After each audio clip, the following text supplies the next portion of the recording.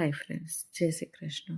આજે આપણે કુકરમાં એકદમ સરળ રીતે અને એકદમ કાઠિયાવાડી ટેસ્ટ સાથે ભરેલા રીંગણનું શાક બનાવીશું. તે પણ ખૂબ જ ગ્રેવીવાળું, એકદમ સરસ, ટેસ્ટમાં બેસ્ટ એવું ભરેલા રીંગણનું શાક, અને ફક્ત થોડીક જ વારમાં બની જાય તેવું એકદમ ટેસ્ટી અસલ કાઠિયાવાડી સ્વાદ સાથેનું ભરેલા રીંગણનું શાક. તો ભરેલા રીંગણનું શાક બનાવવા માટે મેં અહીંયા રીંગણ લીધા છે. આ રીતે ગુલાબી કલરના રીંગણ આવે છે તે લેવાના છે. એકદમ નાની નાની સાઇઝના હોય તેવા લેવાના છે. હવે આપણે ભરેલા રીંગણનું શાક બનાવવા માટે એક મસાલો પ્રિપેર કરીશું. મિક્સર જારમાં આપણે લસણની કળી લીધી છે, આદુનો ટુકડો, લીલા મરચાં, સિંગદાણા. અહીંયા હું કાચા જ સિંગદાણા લઈ રહી છું. તલનો ટેસ્ટ પણ ખૂબ જ સરસ લાગે છે, માટે તલ, 1 ચમચી જેટલું કાશ્મીરી લાલ મરચું અને તીખું બંને મેં મિક્સ લીધું છે. સ્વાદ પ્રમાણે મીઠું, અને અહીંયા 1 ચમચીથી પણ ઓછો, અડધી ચમચીથી થોડો ઓછો એવો ચણાનો લોટ લીધો છે. ચણાનો લોટ આપણે સાવ થોડો જ લેવાનો છે. હળદર, ધાણા જીરુંનું પ્રમાણ થોડું વધારે રાખવાનું છે. 2 ચમચી જેટલું ધાણા જીરું એડ કરવાનું છે. હિંગ, ફ્રેશ થોડા ધાણા. આ મસાલામાં ધાણાનો ટેસ્ટ પણ સારો આવતો હોય છે. તમે મસાલામાં ચોપ કરીને પણ લઈ શકો છો, પણ મેં મિક્સર જારમાં જ ધાણા લઈ લીધા છે. અને થોડી ખાંડ. કડપણ પણ આ શાકમાં થોડું જરૂરી છે, એટલે 1 ચમચીથી થોડી ઓછી એટલી ખાંડ. હવે આ બધું જ આપણે મિક્સર જારમાં પેસ્ટ બનાવી લઈશું, અને આપણો ભરવા માટેનો એકદમ સરસ મસાલો રેડી થઈ ગયો છે. ખૂબ જ ટેસ્ટી એવો આપણો આ મસાલો રેડી થઈ. કોઈ પણ ભરેલા શાકમાં તમે આ મસાલો યુઝ કરી શકો છો, અને ફ્રીજમાં આ મસાલો 2 દિવસ સુધી સારો પણ રહે છે. તો આ રીતે આપણો મસાલો રેડી થઈ ગયો છે. આ મસાલાથી શાકનો ટેસ્ટ બમણો થઈ જતો હોય છે, અને ગ્રેવી પણ સારી એવા પ્રમાણમાં થતી હોય છે. ચણાનો લોટ આમાં થોડો બહુ ઓછો લેવાનો છે. ચણાનો લોટ વધારે લેવાનો નથી, નહીંતર ખૂબ જ જાડો ગ્રેવી થઈ જતી હોય છે. એટલે અડધી ચમચી કરતાં પણ ઓછો ચણાનો લોટ આપણે આમાં આ ભરેલા રીંગણના શાકમાં યુઝ કર્યો છે. અહીંયા આપણે આ જે બધા રીંગણ ધોઈને સાફ કરીને રાખ્યા છે, તેને આગળનો ભાગ કાપી અને વચ્ચેથી એક કટ લગાવી દેવાનો છે. કાપો લગાવી દેવાનો છે. તમે 3 કાપ કરીને કરતા હોય ને તો પણ ચાલે, ને આ રીતે વચ્ચેથી એક કટ લગાવો ને તો પણ ચાલે.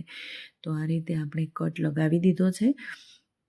બધા જ રીંગણને આપણે આ રીતે રેડી કરી દેવાના છે.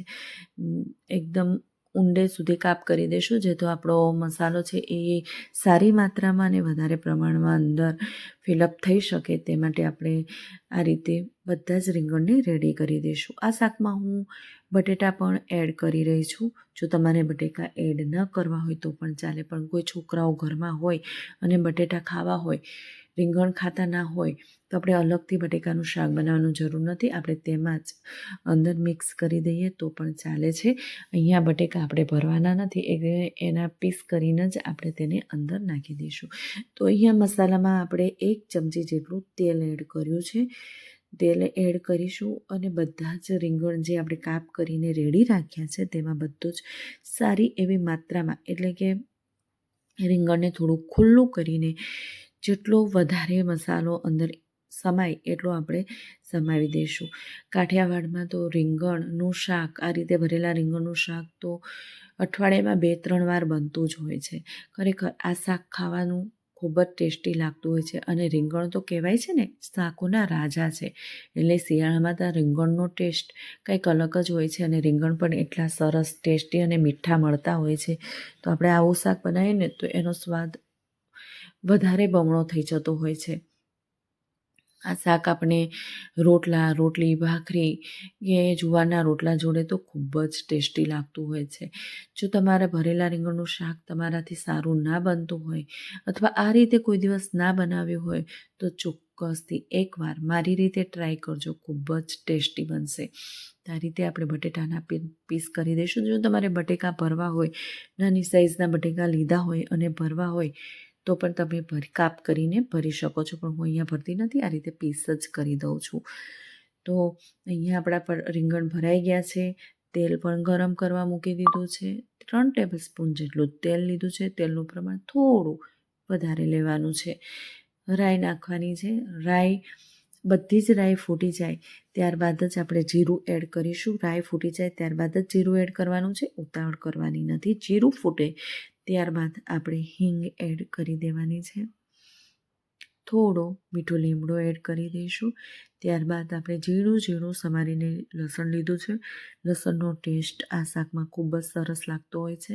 તો બધી જ લસણની કળી સતળાઈ જાય ત્યારબાદ જ આપણે તેમાં જે ભરીને તૈયાર કરીને રાખેલા રીંગણ છે તે એડ કરવાના છે.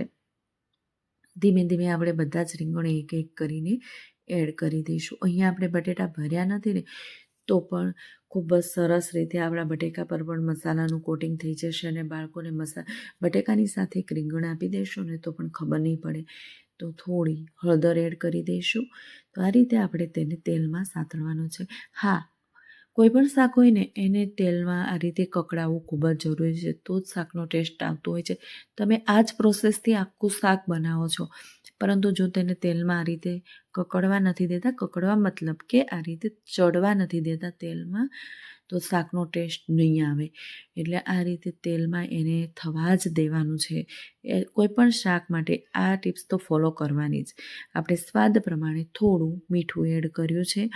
અંદર મસાલામાં તો મીઠું એડ કર્યું જ હતું, એટલે થોડું ઓછું ઉપરથી રીંગણ અને બટેકામાં થોડી મોળા ના લાગે એટલા માટે એડ કર્યું છે. અને આપણે જે વધેલો મસાલો છે એડ કરી દીધો છે અને તેને પણ સારી રીતે મિક્સ કરી દઈશું અને તેને પણ તેલમાં કકડવા દઈશું. આ રીતે આપણે કોઈ પણ શાકને 3 થી 5 મિનિટ સુધી તો તેલમાં થવા જ દેવાનું.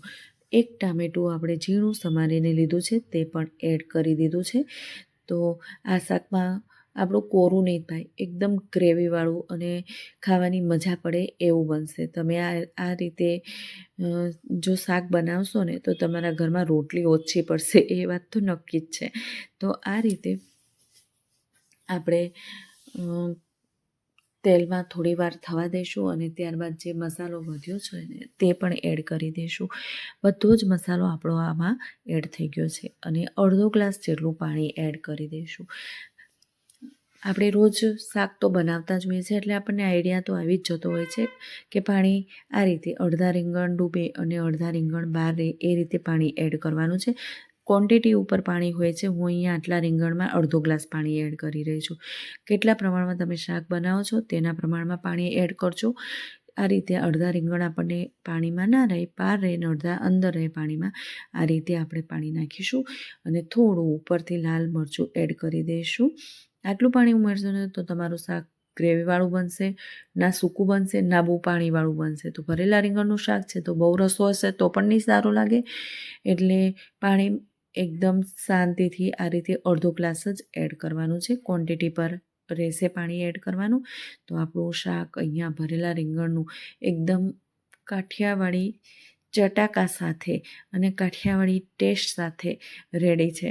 એમાં ફ્રેશ ધાણા ઉપરથી એડ કરી દીધા છે. તો ખૂબ જ ટેસ્ટી એવું આપણું ભરેલા રીંગણનું શાક રેડી થઈ ગયું છે, જેને રોટલા ભાખરી જોડે ખૂબ જ ટેસ્ટી લાગશે. તો ચોક્કસથી આ રીતે એકવાર ભરેલા રીંગણનું શાક બનાવજો. ખૂબ જ સરસ લાગશે અને ખાવાની તો મજા પડી જશે. લુખું આપણે શાક ખાઈ જઈએ એવો ટેસ્ટ આવતો હોય છે. તો ચોક્કસથી એકવાર ટ્રાય કરજો ફ્રેન્ડ્સ. લાઈક, શેર અને